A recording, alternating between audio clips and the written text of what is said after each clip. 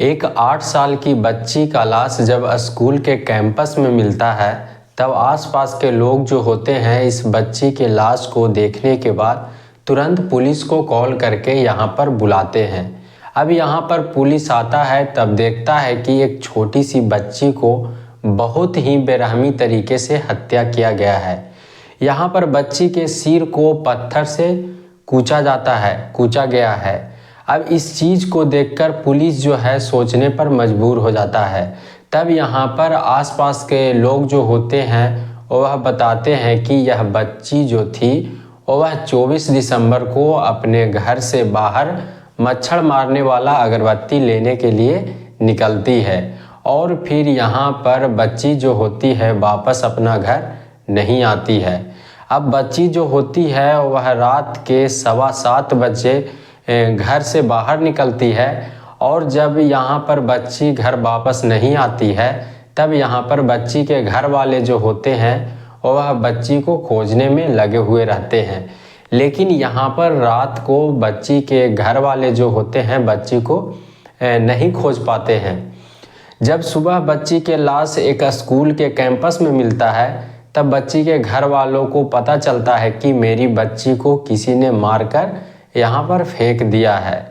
अब यहाँ पर पुलिस जो होता है इस बच्ची के लाश को पोस्टमार्टम के लिए भेज देता है और यहाँ पर बच्ची के कातिल को खोजने में लग जाता है। यहाँ पर बच्ची के घर वाले जो होते हैं वह पुलिस को बच्ची के बारे में बताते हैं। अब यहाँ पर पुलिस जो होता है वह आसपास के लगे हुए सीसीटीवी कैमरे को चेक करने में लग जाता है। तब यहाँ पर पुलिस को एक सीसीटीवी कैमरा हाथ लगता है जिसमें यह बच्ची जो होती है वह रात के 7:15 बजे जाते हुए दिखती है। अब यहाँ पर पुलिस को एक कैमरा में पता चलता है कि बच्ची जो होती है अचानक से गायब हो जाती है और फिर यहाँ पर पुलिस को आधा घंटा के बाद एक सीसीटीवी कैमरे में दिखाई पड़ता है कि एक लड़का जो है वह उजला रंग का बोरा लेकर जा रहा है।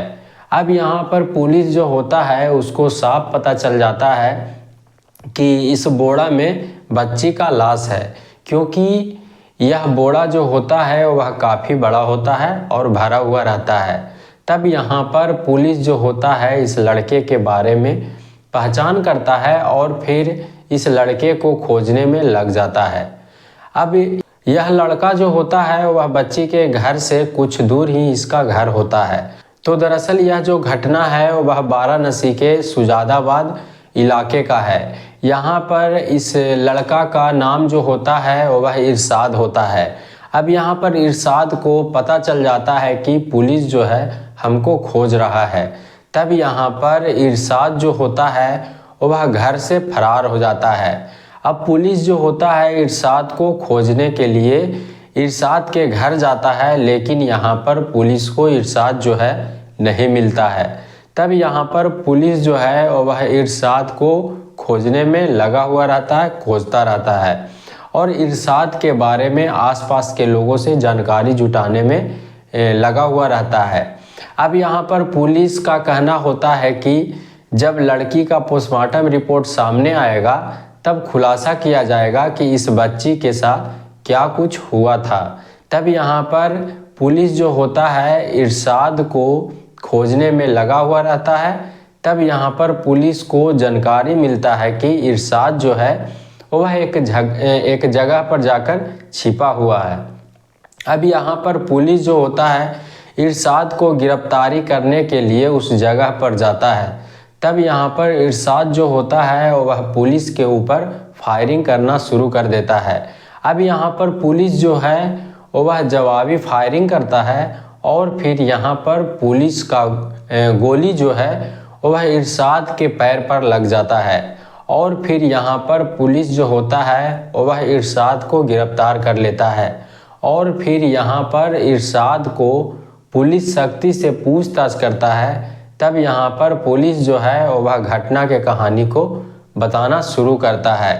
यहाँ पर इरशाद जो होता है वह इस 8 साल के बच्ची को जब सुनसान इलाके में देखता है तब यहाँ पर इरशाद जो होता है इस बच्ची को उठाकर अपने घर में लेकर चला जाता है और यहाँ पर इरशाद जो होता है इस बच्ची के साथ घिनौना हरकत करना शुरू कर देता है।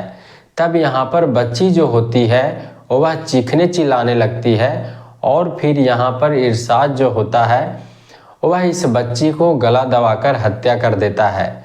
अब यहाँ पर इरशाद को लगता है कि कहीं मैं पकड़ा ना जाऊं, इसी वजह से यहाँ पर इरशाद जो होता है इस बच्ची के लाश को एक उजला रंग का बोरा में पैक करता है और फिर इस बच्ची के लाश को एक दूर घर से कुछ दूर एक स्कूल का ग्राउंड रहता है उसमें जाकर फेंक देता है। फिर यहाँ पर से इरशाद जो होता है वह अपना घर वापस चला आता है, लेकिन इरशाद जो होता है वह भूल जाता है कि जो मैं कर रहा हूँ वह एक सीसीटीवी कैमरे में रिकॉर्ड हो रहा है। और यहाँ पर इरशाद जो होता है वह सीसीटीवी कैमरे में पता चलता है। तब यहाँ पर पुलिस जो है वह इरशाद को खोजने में लग जाता है और यहाँ पर पुलिस जो है इरशाद का गिरफ्तारी करता है। यहाँ पर इरशाद जो होता है वह 8 साल के बच्ची को उठाकर जब अपना घर लेकर जाता है और यहाँ पर जब बच्ची चीखने चिल्लाने लगती है तब यहाँ पर इरशाद जो होता है इस 8 साल की बच्ची को हत्या कर देता है और इसके साथ दरिंदगी भी करता है। अब यह घटना जब सोशल मीडिया पर वायरल होता है तब यहाँ पर लोग जो होते हैं वह सोचने पर मजबूर हो जाते हैं। और हाल ही में आप लोगों को ऐसा घटना एक और सुनने को मिला होगा जहाँ पर एक लड़का जो होता है वह 8 साल के बच्ची को किडनैप करता है और फिर वहाँ पर दरिंदगी से पेश आता है। और यह जब घटना सोशल मीडिया पर वायरल होता है तब लोग जो होते हैं इस घटना को सुनने के बाद सोचने पर मजबूर हो जाते हैं। तो इस घटना के ऊपर वीडियो बनाने का मेरा उद्देश्य नफरत फैलाना नहीं बल्कि आप लोगों को जागरूक करना है, सचेत करना है और कहानियों के द्वारा समझाना है।